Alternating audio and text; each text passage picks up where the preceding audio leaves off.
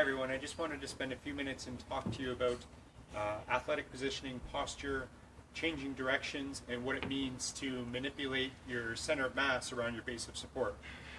So yesterday in lecture we talked a lot about body positioning, and when we're doing agility, speed, working technically with how to change directions, we want to be very conscious of what's happening below the waist.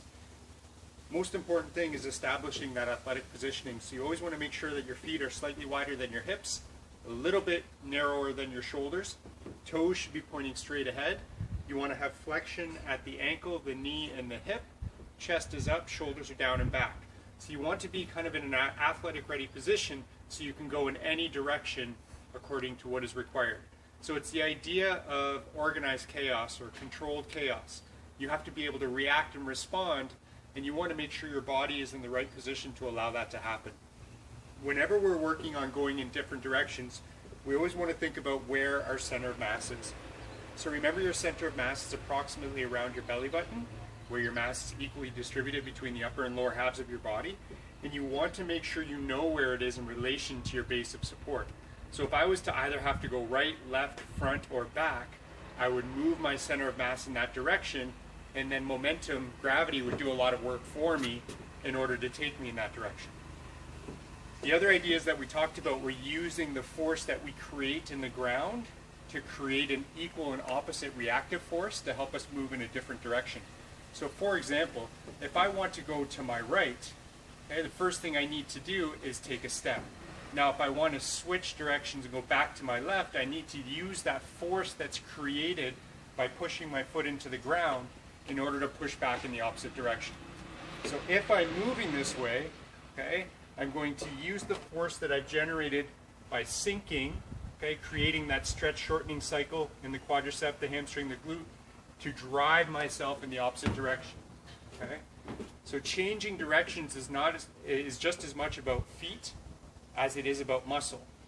So if I'm moving to my right and I'm coming across and I want to change directions, I plant my inside foot, develop force, create that stretch in the muscle, and then I use my opposite foot to drive into the ground to generate force, utilizing that counter movement to push back in the opposite direction.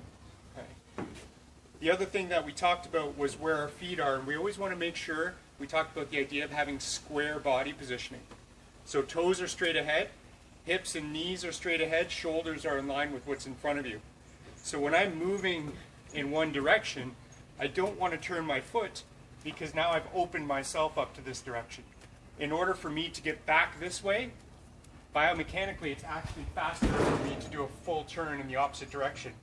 Now if I'm square and I'm shuffling across and I need to go this way, it's a quick step, crossover step, or even an open step to go in that direction. So I want to think about where my body is in relation to what I need to do and how I can utilize my legs, the biggest muscles in my body, my glutes, my quads, my hamstrings, even in my back, to go in that direction. So I always need to stay low, center of mass slightly, so if you imagine a pendulum, center of mass hanging directly in the middle of my feet, my weight is slightly forward on the balls of my feet, not where I'm falling over, but just enough that I'm able to move quickly and reactive according to the situation. So those are the principles I want you to think about and apply when you're working specifically with those agility drills we talked about.